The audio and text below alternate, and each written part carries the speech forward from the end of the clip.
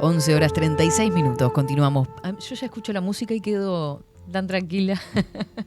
Y por supuesto hablando con él, le damos la bienvenida al profesor Enrique Rodríguez. ¿Qué tal? ¿Cómo estás? Bueno, bien, por suerte. Gracias por compartir este espacio nuevamente. Veremos por dónde salimos. Sí, viste que nosotros empezamos a hablar y nos vamos por las ramas, pero siempre es muy disfrutable y la gente empieza a comentar también y ellos también nos llevan, miren que son bravos. Sí. Bueno, hoy nuestro planteo pasa, tu planteo en realidad, por introducirnos en el budismo, definir qué es esto, ¿no? Que conocemos de nombre, que podemos tener una idea que viene del lado oriental, ¿sí? Algunos lo pueden confundir con religión, otro con corriente filosófica. Mira, si lo miro desde la parte religiosa, si hablamos de religión, es como ir por un túnel que tiene diferentes direcciones, ¿no? Un laberinto. Si hablamos de filosofía, lo mismo. Se escribe mucho, se habla mucho. Si al budismo lo definimos sobre ese punto, es como una flecha que va derecho al corazón. Pero hay que entenderlo. Mucho se habla sobre el budismo, pero ¿cuál es la realidad del budismo? Hay muchos escritos. El maestro Chen en la primera conferencia decía: ustedes deben de tener algún conocimiento a través de las películas y de los libros de lo que es el budismo, pero eso no es budismo.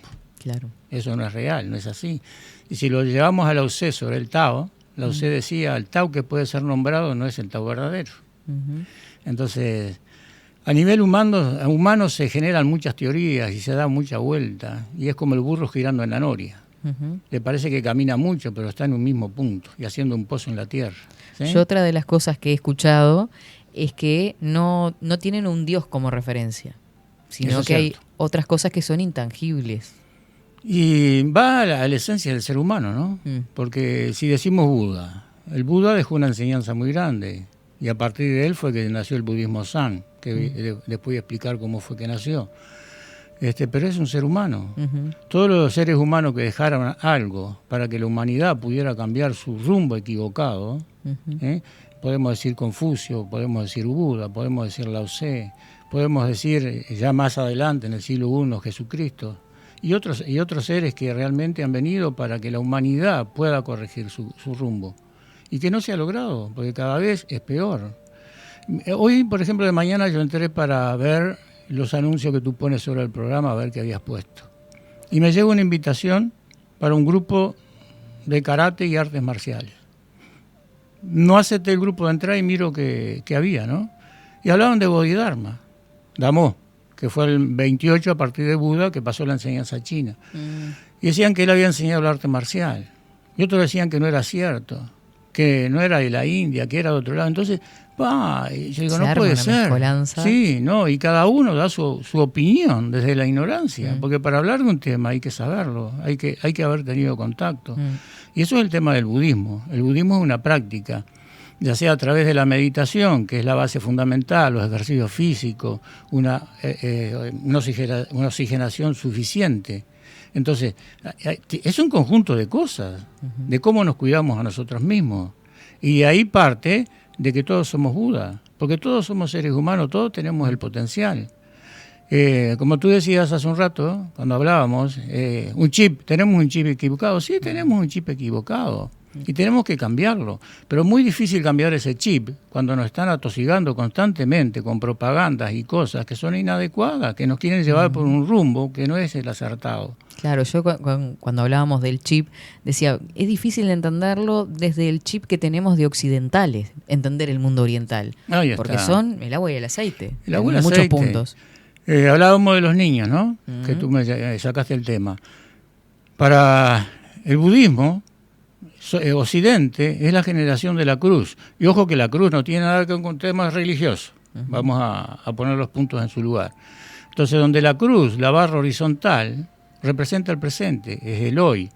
La barra más larga hacia abajo es la juventud, son los niños que están sobreprotegidos. Y la parte más corta de arriba dice que está decapitada. ¿Por qué? Porque es la parte de los ancianos, de los viejos. ¿Dónde terminan los ancianos? Terminan en un asilo generalmente. Los niños están sobreprotegidos y esa sobreprotección les hace mal. O sea, voy para 73 años y voy hacia atrás. Ya lo dije, a los 5 años empecé a trabajar y eso fue lo que me construyó. Yo no fui un niño 10, 12 en la escuela, no fui muy inteligente, pero ¿por qué estoy acá en este momento? Y eso lo vamos a poder ver después cuando hablemos de Guinén, que fue el último maestro dentro del SAN. Sí, lo de la educación es relativo, ¿no? Porque me pongo a pensar, por ejemplo, que hay alguien, una maestra que obviamente totalmente respetable, pero con unos contenidos que capaz que a ese niño en ese momento no era lo que necesitaba. Ahí está, ahí está. Yo para venir acá te digo la verdad. Digo, ¿por dónde voy a encarar el tema de hoy? Y hay tantas puntas, que es lo mismo que me pasaba hace años cuando iba a dar una clase, cuando el maestro a los primeros meses de orientador me dejó a cargo de la escuela. ¿Por qué me dejó a cargo de la escuela? Y bueno, no sé, sus razones habrá. Y yo iba pensando, iba hacia la escuela, iba pensando, bueno, hoy voy a hacer esto, era una clase muy llana. Eran todos dinos, o sea, no había gente como para hacer combate y esas cosas. Hasta que en un momento dije, no voy a pensar absolutamente nada. Voy a ir y voy a fluir de acuerdo a lo que salga. Y aquí es lo mismo. O sea, podría venir con un script, un bosquejo, no, ¿para qué? Si no sabemos por dónde vamos a saltar. ¿Ah? Entonces, el tema de la sobreprotección de los niños que tienen absolutamente todo, y estamos hablando, que se habló en un periodo que no es el de hoy. Hoy tiene los celulares que ya hemos hablado, tiene otros medios. Entonces, en aquella época, Xiao era principal, que era el respeto por los mayores, el respeto por sus mayores, por los antepasados, por sus padres. Era un respeto fundamental. Entonces, era imposible en aquellas épocas que un abuelo fuera a parar a un asilo. Iba a estar en la casa. ¿Por qué? ¿Qué es lo que pasa con los padres mismos? Los padres nos traen a la vida, nos cuidan desde el vientre, después nos alimentan, nos mantienen sanos, se preocupan. La madre generalmente llora sobre ese niño por no saber qué es lo que tiene y lo protege. Entonces, el deber nuestro a la edad avanzada es proteger, devolverle a nuestros padres aquel sacrificio que hicieron por nosotros, que lo hicieron por amor. Y hoy en día parece que sale patriarcado, que el padre es esto, que es lo otro. No, señor, eso es completamente equivocado. Entonces se ha insertado ese chip que es nocivo para los propios niños y ellos no se dan cuenta. Y sabe que es polémico decir eso hoy en día en una sociedad que cree que hubo un patriarcado que destruye. Es polémico, pero te decimos que tenemos que decirlo. ¿Por qué están pasando las cosas? Porque somos ignorantes y no sabemos sobre nuestro cuerpo. La ley de la naturaleza a nivel universal es sin molestias. Si nosotros nos mantenemos sin molestia, nadie nos puede molestar. Y la gente se pasa molestando a sí mismo constantemente, se pasa enfermando a sí mismo. Se habla de salud, se habla de plantas medicinales, se habla de 1000 cosas, pero ¿qué están haciendo realmente por su propia salud? No están haciendo absolutamente nada. Y están enjuiciando, y están pidiendo que se les haga favores. Y no es así. Entonces no podemos ser ignorantes. Entonces, les han hecho creer eso. ¿Pero para qué? Para producir una destabilización y que las cosas no funcionen como tienen que ser. Nos dividen. Entonces la juventud tendría que abrir la cabeza, pero nosotros, los mayores, tenemos que realmente hacer algo por nuestra propia vida y plasmar ese ejemplo de que se puede de una forma diferente y sin grandes esfuerzos, porque es voluntad y sacrificio, pero la gente no quiere eso. Sabes que esta semana justo salía el tema de la crianza de nuestros hijos, que era una de las partes de esa cruz que estabas nombrando, y hoy en día los padres sienten culpa de educar a sus hijos. No, y es por pero eso. Pasa. Sí, pero porque no. Pobrecito lo que va a pasar y que le va a doler y que... ¿No? No, los estamos debilitando. La disciplina tiene que estar. Un niño antes, una niña, yo aprendí a lavarme la ropa, aprendí a planchar. Aparte de cultivar la tierra y de trabajar afuera de mi casa. Y es lo que me construyó. Eso es vida, eso es parte de lo que es San, de lo que es el cultivarnos a nosotros mismos. Y yo no sabía de San. Por ejemplo, sobre el budismo, cuando empezó el maestro Chen, él decía que el San, el budismo San, servía para la gente tonta o para las muy inteligentes. Tontos, decimos nosotros, pero la gente tonta que nosotros llamamos, si la observamos, vive muy bien, vive muy plenamente. Y digo tonta en el sentido que no quieren adquirir nada, que no se preocupan por el mañana, que no quieren tener ignorantes. un auto. Ahí está. Entonces, viven muy bien. Y él les daba el ejemplo de la gente del campo. Es muy posible que gente del campo no hable de San, pero viva muy sanamente, que se levante de acuerdo al ritmo biológico y que lleve una vida sin preocupaciones. ¿Sí? Mientras los muy inteligentes, bueno, muy inteligente vamos a definir bien lo que es muy inteligente. A ver. Muy inteligente no es aquel que memoriza, repite como el loro y después a los meses o al año se olvidó de todo lo que dijo. Sacó un 12, pero a los pocos meses se olvidó de todo. Inteligente es aquella persona que realmente puede captar de la vida las cosas esenciales, que pueda ver a través de las personas, de sus puertas de entrada, lo que está pasando con ellos y realmente tener una conexión real con esas personas. Eso es inteligencia. Claro. Muchas personas que incluso no saben ni hablar bien, que me escriben, que no saben leer, logran cosas en la vida. ¿Y por qué lo logran? Porque realmente hay una inteligencia real. Entonces, hay vidas de fantasía y hay vidas reales. En la vida de fantasía nos dejamos llevar por todo, por la moda, por lo que dicen, nos preocupamos y no nos encargamos de nosotros mismos. Tenemos que poder encender esa luz interior que se dice... Somos Buda interiormente, tenemos que poder encender esa luz interior que nos va a permitir ver la realidad. ¿Sí? Tenemos ojos, pero ¿qué vemos? Vemos formas, vemos figuras, nos atraen las figuras, pero ¿qué hay detrás de las figuras? Y en esas figuras, en realidad lo que hacemos es no solo mirarlas porque nos atraen, sino copiarlas y transmitirlas a nuestros hijos, que es un modelo a seguir. Es un modelo a seguir y es completamente equivocado, porque sabemos que las imágenes son construidas.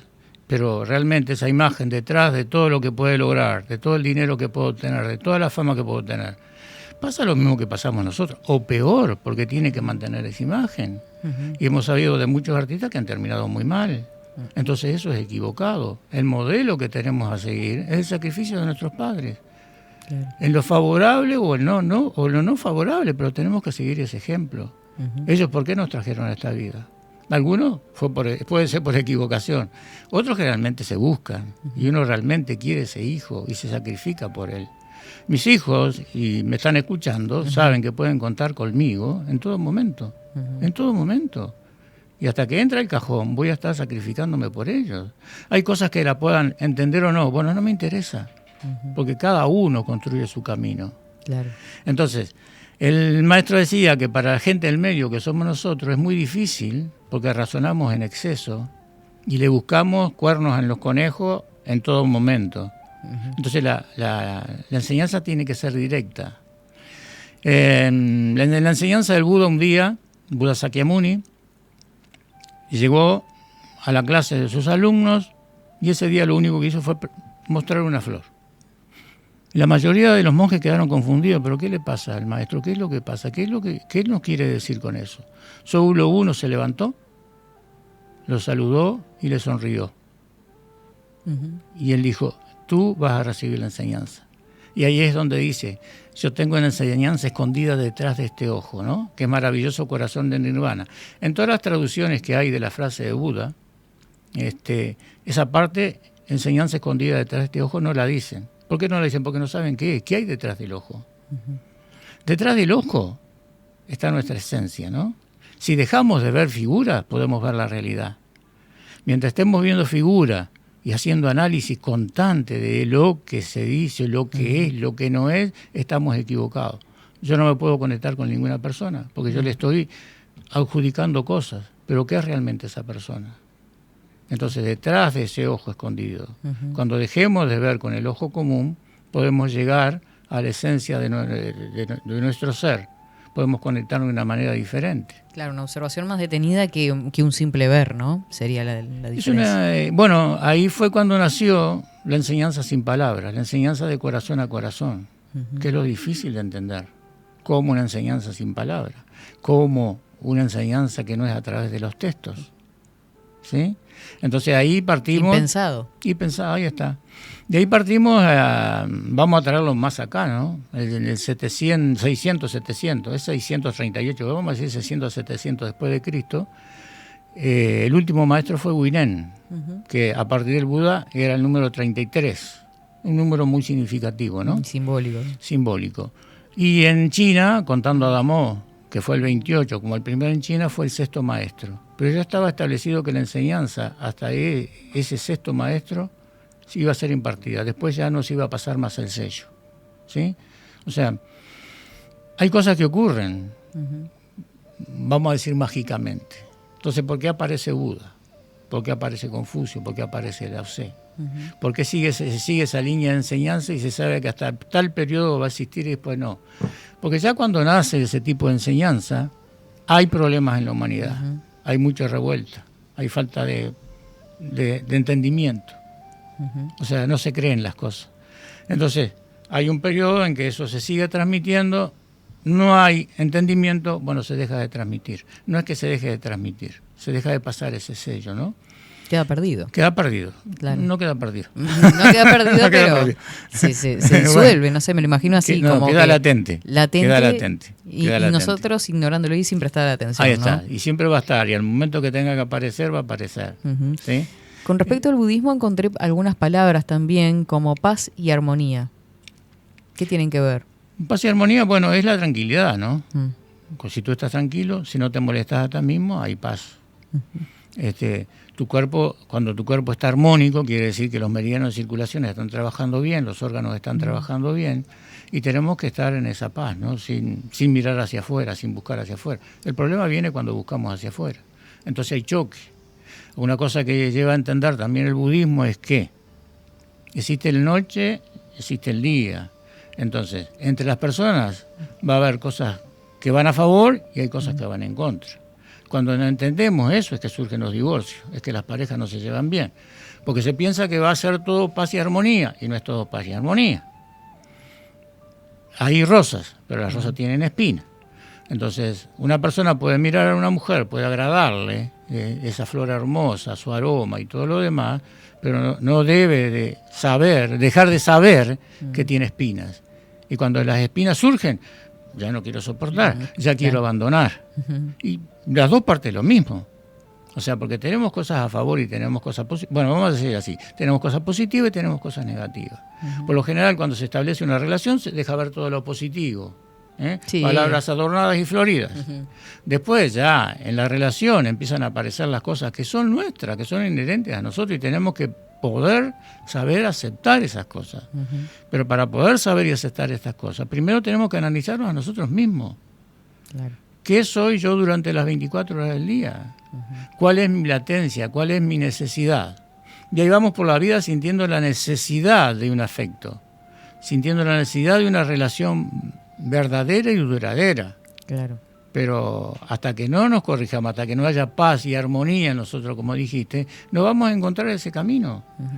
Y es un camino muy duro, muy difícil, ¿no? Claro. No vamos a estar preparados, porque si salimos, porque creo que si bien un objetivo muy positivo es estar junto a alguien, tampoco podemos estar hoy con una relación, mañana con otra, tapando algo que en realidad pasa por primero un autoconocimiento. Es como arreglar el jardín o la casa para recibir a alguien, ¿no? Y es claro, todos sabemos que tenemos un potencial de poder amar y de poder ir hacia otra persona. Es para escribir poemas en la piel de la otra persona. Wow. Pero realmente no nos podemos realizar. ¿Por qué? Porque tiene que haber una comunión. Tenemos que aceptarnos tal como somos y no querer cambiar a la otra persona. Y es un problema que tenemos y que no lo vamos a solucionar hasta que no solucionemos nuestros propios problemas. Y es así. Entonces queremos que la vida nos brinde lo mejor. ¿Pero qué estamos haciendo por eso? Dejemos de ver las cosas como son. Dejemos la desconfianza. Es difícil, hay que trabajarlo. Ahí, sí. Yo te digo así, hace más de 40 años que vengo con esto y sigo trabajando cosas y las tengo que solucionar.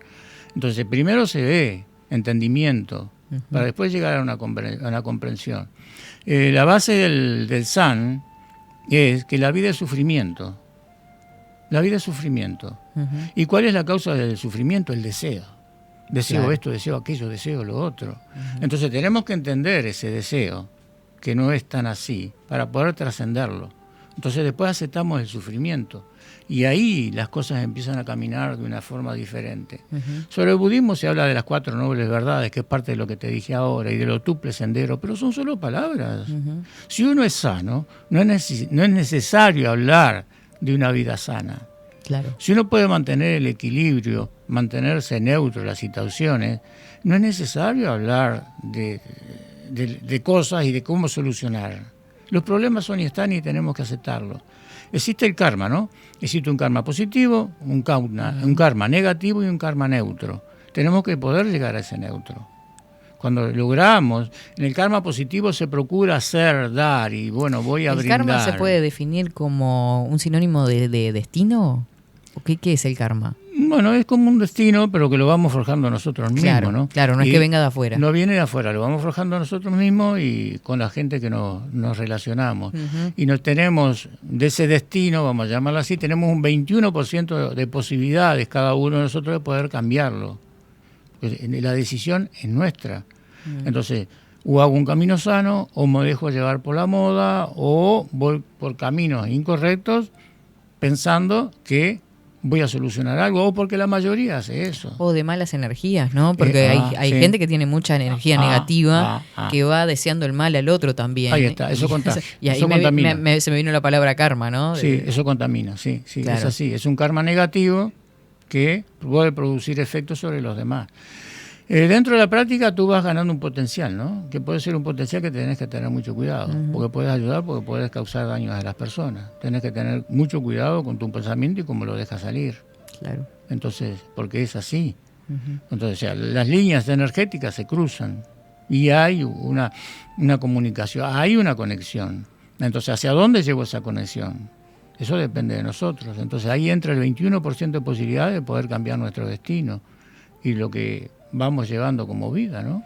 Y si seguimos creando seres totalmente dependientes, es imposible que una persona pueda crear su propio destino. Y es claro que sí, es claro que sí. O sea, tiene que haber disciplina y confrontación. Entre padres e hijos tiene que haber confrontación, es necesaria.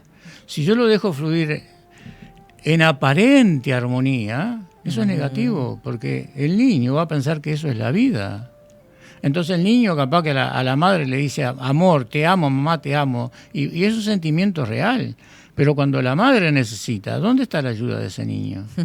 La madre puede trabajar 8 horas, después puede estar otras tantas horas ustedes que son educadoras, haciendo planificaciones de qué van a hacer y qué no van a hacer, y les come casi las 24 horas del día. Entonces, ¿dónde está la ayuda de te amo? Eso hay que comprenderlo, hay que entenderlo, claro. Y hay que poder realizarlo, ¿no? Cómo me gusta esta columna, los mensajes que llegan por acá, se aprende muchísimo. Buen día, desde Parque del Plata nos saluda Jaime. Lo que pasa es que se perdió el hábito al laburo, a la responsabilidad, a todo. Por acá sobre el karma, Agustín dice, alguien te hace daño. Dice algo el karma sobre cómo esa persona recibe un castigo y que no es necesario que hagamos nada. No entendí el mensaje bien, no está muy Sí. No es necesario que hagamos nada, porque todo lo que uno hace, todo lo que produce tiene una respuesta. Si vamos a la gente para ayudarla, que es relativo porque se va a ayudar ella, ¿no? Son 50 y 50. Sí. Lo que genero es devolución. Yo te comentaba antes de un padre que fue con un hijo X problema. Le expliqué lo que tenía y lo que estaba mal, que la medicación que estaba tomando no era adecuado porque eso no se solucionaba de esa manera. Bueno, surgió esa conversación y cuando el padre se va, le doy la mano y lleva mi mano al pecho y hace así. ¿Ah? Eso dice más que 1000 palabras. Entonces las cosas, el que hace mal, la paga. Si yo agarro y digo, bueno, esta noche me voy y paso toda la noche de juerga y me tomo bebidas alcohólicas, no sé el efecto que produce, pero me tomo bebidas alcohólicas, al otro día lo voy a pagar. ¿Sí? Entonces, si yo hago meditación, hago ejercicio, oxigeno bien mi cuerpo, la respuesta va a ser esa. Entonces no tenemos que hacer nada contra las personas. ¿Se puede hacer? Sí, se podría hacer. A nivel energético se puede hacer mucha cosa, pero no debemos hacerlo. ¿Sí? Porque si yo lo hago, voy a tener un karma negativo. Pero uno piensa cuando pasa algo así, decís, pero que lo tiró, ¿eh? Mirá, te voy a contar algo. A ver. Tal vez no debería contarlo, pero lo voy a contar. No de nombres igual. No, una persona me hizo mucho daño. Mucho daño. Un daño que llevó a que mi segunda pareja agarrara por un camino inadecuado y generó mucho lío entre nosotros. Yo estaba en Lascano y mi pareja, de acuerdo a lo que le dijo esa persona, bueno, sí, lo voy a decir. Se metió en un escollo. Me metí yo solo. Karma. El karma. Bueno, fue tanto lo que causó esta persona que mi pareja se fue con mis niños, se vino para Montevideo, yo quedé solo en Las Canas. Cuando me enteré, yo voy a la persona y le digo, ¿qué hiciste? ¿Qué daño te he hecho yo para que tú hagas esto? Claro. Yo nunca te hice nada. Y me dice, andate de mi casa, sos un negro de... Claro. Que no tenés que venir a mi casa. Y fue tal la furia por el dolor que tenía en ese momento que le dije, tú sos una mala gente, vas a morir como una rata.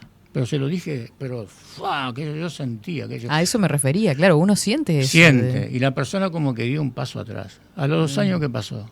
Esta persona tuvo un problema y se mató con veneno de rata. Es un karma que tengo para pagar. Pero fue mucho el daño que hizo. Claro. Fue mucho el daño que hizo. Entonces, sí se podría, pero no se debe hacer. Claro. En mí fue un error. Fue una falla en mi práctica. Claro. Estoy hablando de unos cuantos años atrás, pero fue una falla en mi práctica. Lo que le digo a este oyente, no tenemos que hacer absolutamente nada. Lo que uno hace, lo paga. Claro. ¿Sí? Y tenemos que procurar hacer el bien, pero hacer el bien por nosotros mismos. ¿Sí? Bueno, no sé el tiempo porque quedé en WINEM, si lo dejamos, hablamos sobre el WINEM, lo dejamos para el programa Capaz que lo dejamos para el que viene, sobre el WINEM. Para cerrar, entonces, toda esta descripción que hemos realizado a lo largo de esta columna sería como la finalidad del budismo, o vivir el budismo, ¿no? Esa forma de vida. Es una forma de vida en que nos ayuda a entendernos a nosotros mismos, saber. El budismo te dice que uno en la vida va haciendo nudos. Entonces cada problemática, cada cosa que no entendemos es hacer un nudo. Y vamos llenando nuestra vida de nudos. Entonces tenemos las herramientas del Zen, son hacernos entender los nudos que hemos hecho en nuestra vida y empezar a desatarlos. Entonces cuando logramos desatar todos esos nudos que hemos hecho con karmas indefinidos, podemos desatarlos y podemos lograr que nuestra luz se encienda, que podamos entender, que podamos ser nosotros mismos, que no nos confundan las cosas de afuera. ¿Sí? Interior, exterior, ¿qué es? Es una misma cosa. Perfecto. Es inexistente. Usamos plantas medicinales, pero las plantas medicinales, ¿para qué producen esos principios activos? Para curarse a sí mismos, para evitar que otros animalitos se las coman. Nosotros, ¿por qué nosotros no podemos producir lo mismo? Podríamos producir lo mismo. No necesitaríamos absolutamente de nada. Claro. Absolutamente de nada. Solo permitir que nuestro sistema inmunológico genere las cosas necesarias. Decimos que una alimentación es ácida y que tenemos que tomar bicarbonato de sodio, por ejemplo, para alcalinizar y evitar que ese ácido nos haga mal. Nuestra saliva ya contiene bicarbonato de sodio. Mira. Pero el cuerpo está preparado para producirla o le hemos generado tantos nudos que es imposible que él pueda curarse a sí mismo y que genere células cancerígenas que van en contra de nuestro cuerpo. Pero nuestro problema no es problema del cuerpo. Nosotros generamos eso. Entonces tenemos que abrir los ojos a la realidad. Tenemos que ponernos, remangarnos y empezar a trabajar sobre nuestra propia existencia. Es que somos un mundo tan amplio. Somos universo. Totalmente. Somos universo. Y seguiremos andando el jueves que viene y el jueves que viene, el martes que viene y los demás ya me martes. Corrió, me quiere echar. No, porque yo hago el redondeo. El martes que viene seguiremos entonces descubriendo este universo y ver cómo podemos llegar a ser mejores personas. Descubriéndonos a nosotros mismos. Eso es esencial. Ni que hablar. Me quedan tantas cosas en el tintero. Muchas gracias, Enrique. Bueno, gracias a ti y al hombre que anda por ahí a la vuelta. Se escucha la voz. Feliz mudanza. Si necesitan algo, a las órdenes. Bueno, muchas gracias. Sushian Men, como cada martes aquí en 24/7 Express.